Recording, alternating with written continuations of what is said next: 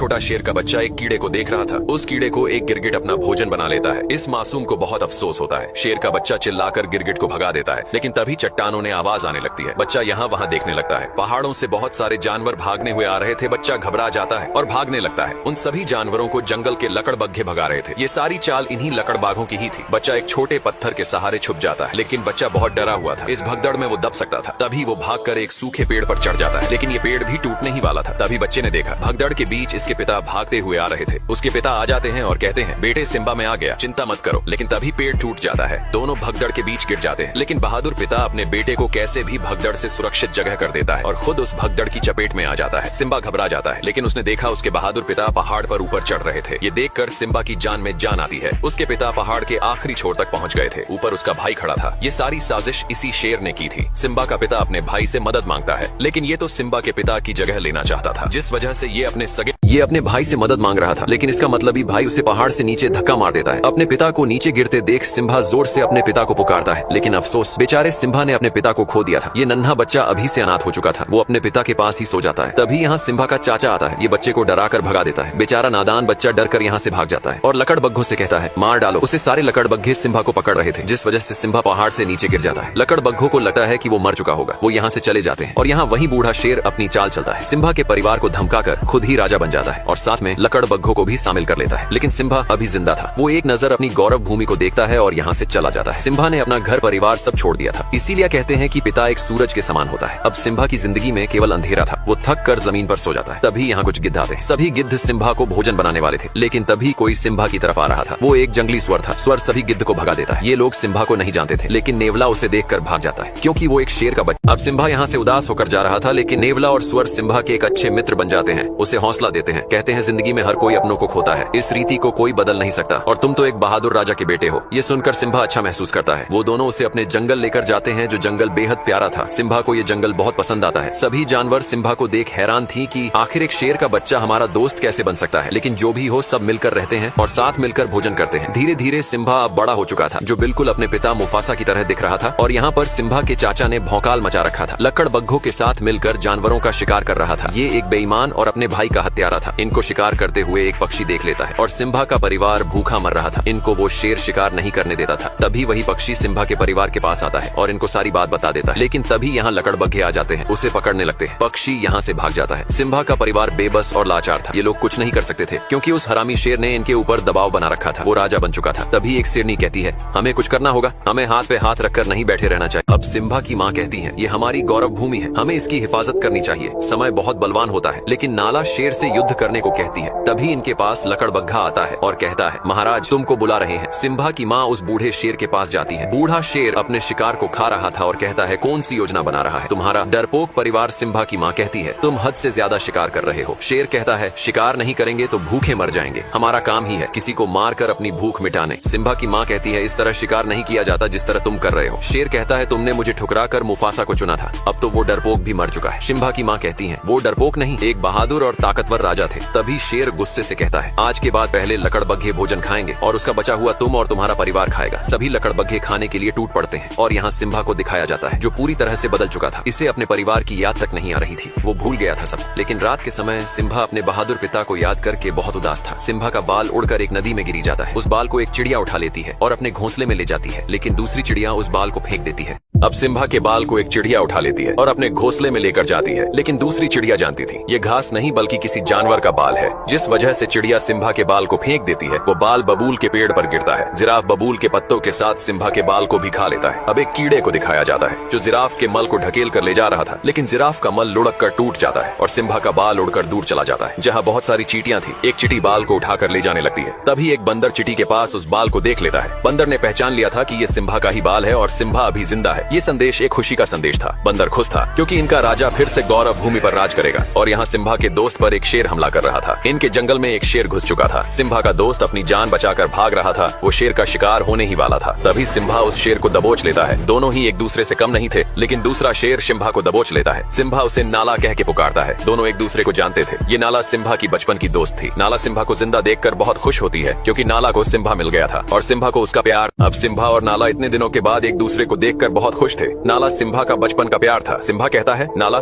इस जंगल में तुम्हें बहुत अच्छा लगेगा, यहाँ सुकून है। नाला कहती है, सिम्बा, तुम्हें अपने घर चलना होगा, उस बूढ़े शेर ने हमारी गौरव भूमि बर्बाद कर दी है, तुम हमारे राजा हो, सब तुम्हें देखकर बहुत खुश होंगे। सिम्बा कहता है, मुझे कहीं नहीं जाना, मेरा यही घर है, तुम भी यही रुक जाओ, इस जगह तुम्हें बहुत अच्छा लगेगा। सिम्बा नाला को पूरा सुंदर जंगल घुमाता है। दोनों बहुत मस्ती करते हैं। ये जगह नाला को बहुत पसंद आती है क्योंकि इस जंगल में सचमुच सुकून था। दोनों इस पल को जी भर के जीते हैं। तभी नाला कहती है, सिम्बा, अगर तुम जिंदा थे तो तुम घर क्यों नहीं आए? उस बूढ़े शेर ने पूरी गौरव भूमि तबाह कर दी है, हमें कई दिन भूखे भी सोना पड़ता है। लेकिन सिम्बा कहता है, मुझे इससे कोई मतलब नहीं है, अब यही मेरा घर है, मैं इसे छोड़कर नहीं जा सकता। सिम्बा बहुत बदल चुका था, वो भूल चुका था अपने लोगों को। नाला कहती है, कैसे शेर हो तुम, तुम्हारे पिता और तुम में जमीन आसमान का फर्क है, तुम एक कायर हो, डरपोक हो। इतना बोलकर नाला यहाँ से चली जाती है। अब सिम्बा रात के समय जंगल में उदास घूम रहा था। तभी वही बंदर सिम्बा के पास आता है और कहता है, सिम्बा, पहचानो खुद को कि तुम कौन हो। सिम्बा बंदर की बात को अनसुना करके जाने लगता है। तभी बंदर कहता है, मैंने। अब सिम्बा अपने घर जाने से मना कर देता है क्योंकि सिम्बा का अब से यही घर था। नाला कहती है, सिम्बा, हमें तुमसे उम्मीद थी कि तुम हमारी और गौरव भूमि की रक्षा करोगे, लेकिन तुम तो डरपोक और बुजदिल निकले। इतना बोलकर नाला यहाँ से चली जाती है। लेकिन सिम्बा को कोई फर्क नहीं पड़ रहा था। अब सिम्बा उदास होकर जा रहा था। तभी इसे वही बंदर मिलता है। सिम्बा उस बंदर को नहीं जानता था, लेकिन बंदर सिम्बा और उसके पूरे परिवार को जानता था। बंदर सिम्बा के पास आकर कहता है, सिम्बा, पहचानो तुम कौन हो। लेकिन सिम्बा उसकी बातों को इग्नोर करके जा रहा था। तभी बंदर कहता है, मैंने मुफासा के बेटे को गोद में खिलाया है। इतना सुनते सिम्बा रुक जाता है और कहता है, तुम मेरे पिता को कैसे जानते हो? बंदर कहता है, तुम्हारे बहादुर पिता को कौन नहीं जानता, मैं तुम्हें तुम्हारे पिता से मिलवा सकता हूँ। सिम्बा बंदर के पीछे पीछे भाग रहा था। सिम्बा को लग रहा था कि उसके पिता जिंदा है, लेकिन बंदर सिम्बा को एक नदी के पास लाता है और कहता है, देखो अपने पिता को। सिम्बा पानी में अपने चेहरे में पिता का चेहरा देखता है। बंदर कहता है, तुम्हारे पिता तुम्हारे अंदर है। तभी सिम्बा को आसमान से आवाज आती है, वो इसके पिता थे। वो कहते हैं, बेटा सिम्बा, तुम एक शेर हो और शुरू से ही शेर जंगल का राजा रहा है। इतनी बातें सुनने के बाद सिम्बा में अपने पिता की ताकत और वो जोश महसूस हो रहा था और निकल पड़ता है। अब सिम्बा निकल पड़ता है अपनी उस पावन धरती की तरफ जिसने वर्षों पहले छोड़ दिया था। सिम्बा एक गहरी दहाड़ लगाता है, ये ऐलान करने के लिए कि अपने जंगल की रक्षा के लिए सिम्बा तैयार है। ये था सिम्बा का जुनून। सिम्बा के दोस्त उसे जाते हुए देख रहे थे। सिम्बा वर्षों बाद अपनी पावन धरती की तरफ जा रहा था, जिसके अंदर साहस और बल दोनों था। सिम्बा नाला के पास पहुंच गया था। दोनों निकल पड़ते हैं अपने घर की तरफ। भले ही इस कहानी में सिम्बा का पिता मुफासा नहीं था, लेकिन मुफासा का बेटा सिम्बा था, जो एक नई उम्मीद था। दोनों अपनी गौरव भूमि पहुंच जाते हैं, लेकिन सिम्बा अपनी गौरव भूमि को देखकर बिल्कुल भी खुश नहीं था। उसकी भूमि पूरी तरह से बंजर हो चुकी थी। बहुत सारे जानवर मारे गए थे। नाला कहती है, सिम्बा, अब क्या करोगे? सिम्बा कहता है, अपनी भूमि की रक्षा करूंगा, जो जिम्मेदारी मुझे मेरे पिता ने दी है। नाला कहती है, मैं भी इस लड़ाई में तुम्हारे साथ हूँ। तभी वही पक्षी सिम्बा के पास आता है, जो ये भी सिम्बा के परिवार का हिस्सा था। ये सिम्बा का तहे दिल से स्वागत करता है और कहता है, महाराज, वो दिन फिर से लौट आए हैं और सिम्बा के दोस्त भी इस लड़ाई में साथ खड़े रहने वाले थे। सिम्बा उनको वापस अपने जंगल लौटने को बोलता है, लेकिन वो दोनों कहते हैं, हम जब तक जिंदा है तब तक तुम्हारे साथ रहेंगे। इस युद्ध में सब सिम्बा के साथ खड़े थे। सिम्बा सभी को अपने साथ लेकर जाता है। आगे कुछ लकड़बग्घे। अब इस युद्ध में सभी जानवर सिम्बा के साथ कंधे से कंधा मिलाकर खड़े थे। सिम्बा सभी को अपने साथ लेकर जाता है, लेकिन सामने कुछ लकड़बग्घे भोजन कर रहे थे। सिम्बा लकड़बग्घों का ध्यान भटकाने के लिए अपने दोस्तों से कहता है। नेवला और सुअर उनका ध्यान भटका रहे थे। सभी लकड़बग्घे उन दोनों को पकड़ने लगते हैं। सिम्बा नाला के साथ दूसरे रास्ते निकल पड़ता है। वही बंदर सब कुछ देख रहा था। वो समय आ गया था। बंदर अपना हथियार निकालता है, जिसने वर्षों पहले मुफासा के मरने के बाद हथियार को छोड़ दिया था। बंदर भी इस लड़ाई में सिम्बा के साथ था और यहाँ बूढ़ा शेर सिम्बा की माँ को अपनी रानी बनाने की जिद कर रहा था और कहता है, इस पूरे जंगल में मुझसे ज्यादा ताकतवर कोई जानवर नहीं है। सिम्बा की माँ कहती है, ताकतवर राजा वही होता है जिसमें प्रजा की और अपने राज्य की फिक्र होती है। ये कहता है, मैं मुफासा से ज्यादा ताकतवर हूँ। सिम्बा की माँ कहती है, तुम मुफासा के आगे एक भीगी बिल्ली हो। तभी वो शेर गुस्से से सिम्बा की माँ पर हमला करने लगता है। इस शेर की नीयत खराब थी। जिसकी नीयत ही खराब हो, वो अपनी प्रजा की रक्षा कभी नहीं कर सकता है। तभी दहाड़ता हुआ सिम्बा यहाँ आता है। बूढ़ा शेर देखकर डर गया था। इसे लग रहा था कि वो मुफासा है। तभी सिम्बा कहता है, दूर रहो मेरी माँ से। सिम्बा की माँ वर्षों बाद सिम्बा को देखकर बहुत खुश होती है। अब सिम्बा दहाड़ता हुआ यहाँ आता है। बूढ़ा शेर उसे देखकर डर गया था। इसे लग रहा था कि वो मुफासा होगा। सिम्बा कहता है, दूर रहो मेरी माँ से। सिम्बा की माँ वर्षों बाद सिम्बा को देखकर बहुत खुश थी। जो दिया वर्षों पहले बुझ गया था, वो फिर एक नई रोशनी लेकर आया था। बूढ़ा शेर कहता है, भतीजे, तुझे जिंदा देखकर बहुत खुशी हुई। सिम्बा कहता है, कोई एक वजह बताओ चाचा कि तुम्हें जिंदा छोड़ दूं। बूढ़ा शेर कहता है, ये मत भूलो, तुम जंगल के राजा के सामने खड़े हो। तभी नाला कहती है, अब से हमारा राजा सिम्बा है, उसके लिए हमें भले ही युद्ध ही क्यों न करना पड़े। सिम्बा का परिवार भी युद्ध के लिए तैयार था। सिम्बा कहता है, हार मान लो चाचा। बूढ़ा शेर कहता है, मैं नहीं चाहता कि मेरे हाथ हो, तुम सब मारे जाओ। तुम सब मेरा परिवार हो। और क्या तुम सबको पता है तुम्हारे इस सिम्बा ने क्या किया है भतीजे? तुमने इनको बताया नहीं कि तुम अपने पिता मुफासा के हत्यारे हो। अपना गुनाह कबूल करो और बताओ सबको कि तुम्हारी वजह से हमारे महान राजा मारे गए। सिम्बा का पूरा परिवार सिम्बा को देख रहा था। तभी सिम्बा कहता है, हाँ, मेरी वजह से मारे गए थे मेरे पिता। तभी बूढ़ा शेर कहता है, आखिर कर लिया कबूल, हत्यारा है ये अपने पिता का। इसी की वजह से आज महाराज हमारे बीच नहीं रहे। ये क्या राजा बनेगा जिसने अपने पिता को ही निगल लिया। बूढ़ा शेर सिम्बा की बातों को दबाता हुआ उसे पीछे लेकर जा रहा था। सिम्बा घबरा गया था और कहता है, मैं राजा नहीं बनूंगा। तभी सिम्बा अब बूढ़ा शेर सिम्बा की बातों को दबाते हुए उसे पीछे लेकर जा रहा था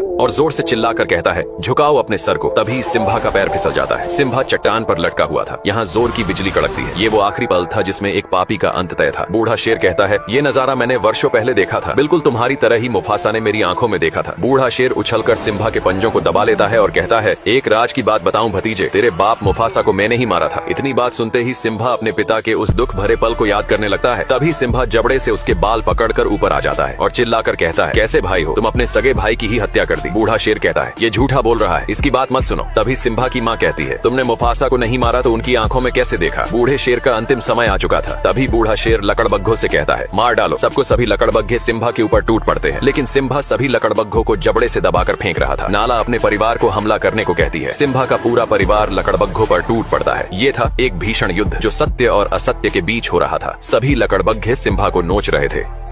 अब सभी लकड़बग्घे सिम्बा को गिराकर नोचने लगते हैं। नाला ये देखते हैं, दौड़ पड़ती है। ये था नाला का अपने प्यार के प्रति लगाव और सिम्बा के दोनों दोस्त भी इस लड़ाई में शामिल थे। इनको लकड़बग्घे चारों तरफ से घेर लेते हैं। जंगली स्वर हमेशा से लकड़बग्घों से डरता रहा है, लेकिन आज स्वर ने कमाल कर दिया था। स्वर दौड़ा दौड़ा कर सभी लकड़बग्घों मार रहा था। अब नाला का सामना लकड़बग्घों की सरदार से होता है। दोनों एक दूसरे के सामने थे, लेकिन नाला अब बड़ी हो चुकी थी। वो लकड़बग्घों की सरदार से भिड़ जाती है और वो बूढ़ा बंदर भी उस हथियार को मैदान में लेकर उतर जाता है। सभी लकड़बग्घों की नानी याद दिला रहा था। सिम्बा का परिवार और उसके दोस्त अपनी गौरव भूमि की रक्षा के लिए लड़ रहे थे। नाला भी लकड़बग्घों की सरदार को मार गिराती है। शुरू से ही सत्य की हमेशा जीत होती आई है। आज भी सत्य की ही जीत होने वाली थी। बूढ़े शेर का अंतिम समय आ चुका था, भर चुका था। इसके पाप का घड़ा सभी लकड़बग्घे मैदान छोड़कर भाग रहे थे। सिम्बा ने देखा बूढ़ा शेर भी यहाँ से भाग रहा था। सिम्बा अपने चाचा का पीछा करता है। बूढ़ा शेर चाह के भी खुद को बचा नहीं सकता था। उसके आगे खाई थी और पीछे सिम्बा खड़ा था। सिम्बा कहता है, अब कहा भाग कर जाओगे चाचा? अब बूढ़े शेर की अंतिम घड़ी आ चुकी थी। आखिर एक न एक दिन पाप का घड़ा भर ही जाता है। बूढ़ा शेर कहता है, ये सब लकड़बग्घों की चाल थी। लकड़बग्घे बूढ़े शेर की बात सुन लेते हैं। बूढ़ा शेर सिम्बा से एक जिंदगी मांग रहा था। सिम्बा कहता है, पाप की कोई माफी नहीं होती। बूढ़ा शेर कहता है, सिम्बा तुम अपने सगे चाचा को मारोगे। सिम्बा कहता है, चाचा मैं तुम्हारी तरह बिल्कुल भी नहीं हूँ। बूढ़ा शेर ये सुनकर बहुत खुश होता है और कहता है, बताइए महाराज मुझे क्या करना होगा? सिम्बा कहता है, भाग जाओ इस पवित्र धरती से, दोबारा फिर कभी लौटा कर मत आना। बूढ़ा शेर यहाँ से जाने लगता है और तभी धोखे से सिम्बा पर हमला कर देता है। एक पापी को कितने भी नेकी के रास्ते ही क्यों न दिखाए जाए, वो फिर भी पाप के रास्ते पर ही चलता है। बूढ़ा शेर चट्टान ने नीचे गिर जाता है। सिम्बा को भी अपने चाचा के मरने का दुख था, लेकिन बूढ़ा शेर अभी जिंदा था। शायद इसकी मौत सिम्बा के हाथों नहीं बल्कि लकड़बग्घों के हाथों लिखी थी। बूढ़े शेर को सभी लकड़बग्घे घेर लेते हैं। बूढ़ा शेर कहता है, मेरे साथियों हम फिर से एक नया साम्राज्य खड़ा करेंगे। लकड़बग्घे कहते हैं, तू एक बिन पैनी का लौटा है, हमने तेरा हमेशा साथ दिया और तूने हमें ही गलत ठहराया। बूढ़ा शेर कहता है, मैंने सिम्बा से झूठ बोला था। तभी एक लकड़बग्घा कहता है, स्कार तूने अपना जिंदगी में कभी सच बोला ही नहीं। लकड़बग्घों की आंखें खुल चुकी थी।